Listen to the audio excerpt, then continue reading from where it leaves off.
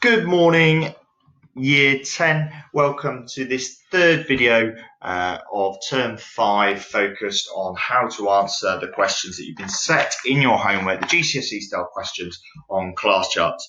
In today's session, we're going to go through the how to answer the 16-mark question in the World War I paper, and specifically the question that you should have in front of you, or that you should have in mind while you're watching this video, is the failure of the Ludendorff Spring Offensive was the main reason Germany asked for an armistice. How far do you agree with this statement? It's worth 16 marks. You get 4 marks for spelling and grammar as well, and you should spend roughly 20 minutes on this question. With those spelling and grammar marks, make sure when you're going back through, you've used paragraphs to separate out your arguments. You've got an introduction, a conclusion, and your spelling and the punctuation that you've used is as accurate as you can possibly make it. So looking at this question now, below you'll see the question. I've translated it for you. So this question in very simple terms is, was the Ludendorff offensive failing the main reason that Germany lost the war? When you come to this question in your exam, what I'd like you to do in order to try and understand its meaning is to bug the question. So we're going to box the command words. In this case, it's asking you how far you agree with the statement. So we're going to have to form some sort of argument. We're not just going to be able to say it was completely or it wasn't completely. We need to create our own argument, and we need to explain our argument. So with this question being a 16-mark question and it asking us to explain, we're going to need to give a significant amount of historical evidence to back up our argument. If we look at what's underlined, the failure, Ludendorff Spring Offensive, and main reason Germany asked for an armistice. Now, if in an exam you come to this question and you think, I'm not sure what an armistice was, I can't remember that from class, look at the rest of the question to try and help you work out what the question is asking you about. So if it's talking about the failure of the Ludendorff Spring Offensive, it is probably going to be something to do with the end of the war. And in this case, the question is asking us about reasons for the end of the war. So in this session, just to recap, we've gone through and understood the meaning of the question. We're going to try and recall the 5 main reasons for the end of World War I, and then we're going to plan how to make a judgment within a 16-mark question.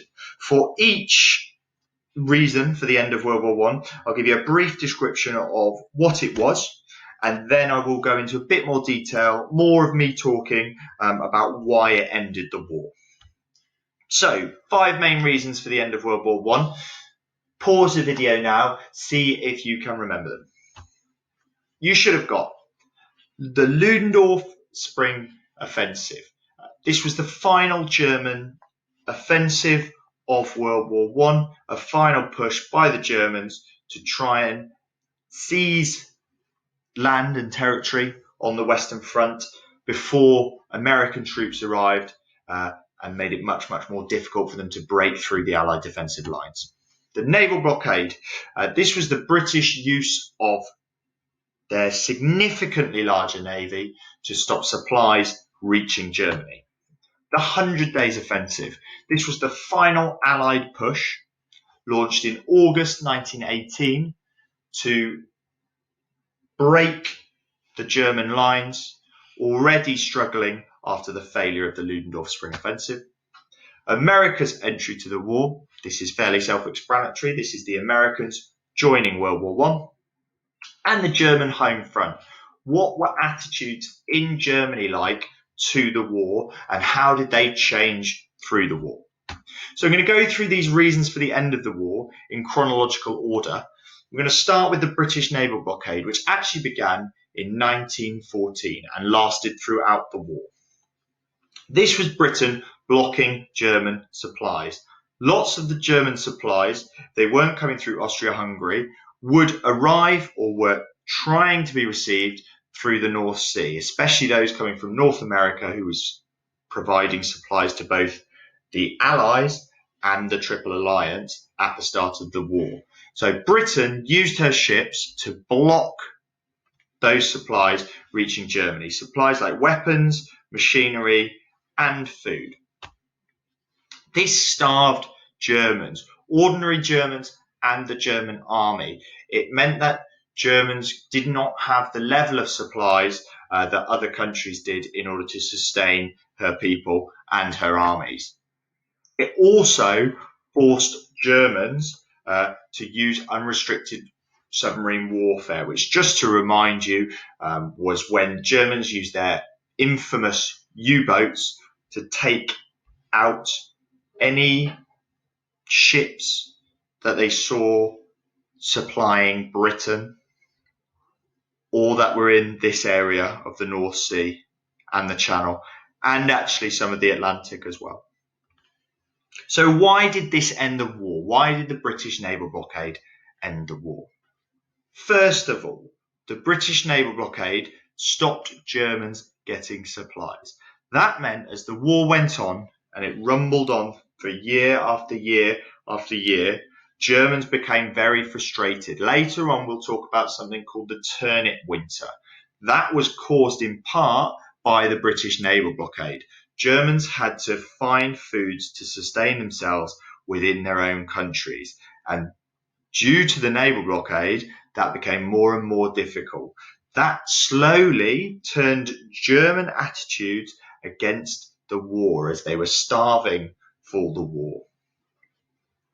Secondly, the British naval blockade forced the Germans to use unrestricted submarine warfare. Because they were struggling to get these supplies, because they wanted to get their supplies through the North Sea and through the blockade, Germans used unrestricted submarine warfare.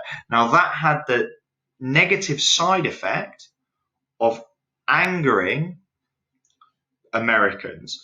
Lots of the supply ships that were coming through to Britain were coming from America, and Germany, using her U-boats to torpedo those ships, led to America becoming very, very frustrated by German activities, and meant that they were much, much, much more likely to get involved in the war, which they did later on. The second reason for the end of the war was the American entrance to the war, and this is very straightforward. In April 1917, due to a couple of reasons, including the German use of U-boats and unrestricted submarine warfare, as well as the Zimmermann telegram here, America entered the war. Initially, they sent a small expeditionary force that fought alongside the French and the British. But as time went on, they began to send more and more troops until in March 1918, we were seeing roughly 10,000 American troops per week being sent to the Western Front, and they were contributing massively towards the Allied forces at battles like the Battle of Belleau Wood. You see American troops fighting side by side alongside the French and the British, having a very important role in supporting the Germans. They also contributed to the 100 Days Offensive, so they fought alongside the Allies again in the 100 Days Offensive, which was the final push by the Allies to defeat the Germans and push them back to the Hindenburg Line, which was the German defensive line. So why did American entrance to the war end the war? Well, fundamentally, it gave the Allies more troops. They were fresh troops. They were added to the fighting on the Western Front. And with these extra troops, in a war of attrition, the more troops that you have, the more likely it is that you are going to be able to win, because it meant that the Allies could sustain greater losses than the Germans, who were not having the same supply of fresh troops. Third reason for the end of the war, the Ludendorff Spring Offensive. Now, this was launched in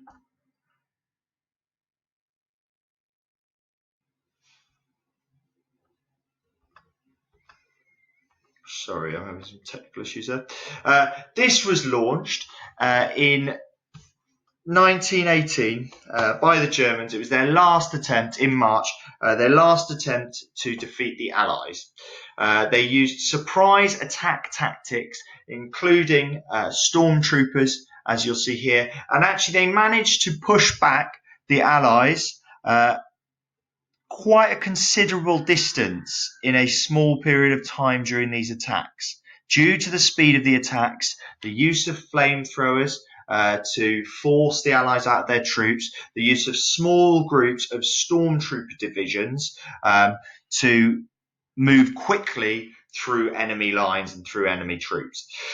This initially was very successful, and actually the Germans came within 50 miles of Paris at one point. They were very close to taking control of the French capital. However, due to the speed that the German troops were moving, and particularly the stormtroopers were moving, it became more and more difficult for Germans to build supply lines to support their troops. And so, eventually, the spring offensive failed. So why did this end the war? Well, this was a final push by the Germans using what remaining troops they had, including the troops that they'd initially left in Russia, but had now been able to leave Russia and join the Western Front because Russia had pulled out of the war. This was a final German push towards victory. And during it, they lost a lot of troops, they lost a lot of supplies. Because they didn't manage to break Allied lines, particularly, and advance to Paris and the distance that they wanted, they weren't able to defeat the Allies at this point. Fourth reason, the 100 Days Offensive.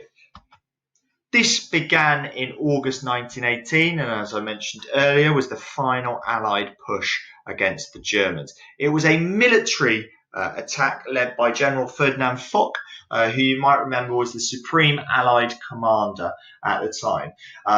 It was also one of the first times of the war when all of the Allied armies were fighting together under one leader, and that is part of the reason it was so successful, was the fact that we had lots of different armies fighting together, but fighting together under the same leader, so doing the same sort of things, making it very effective.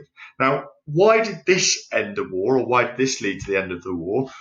Fundamentally, it's because this is where the Germans were beaten on the battlefield.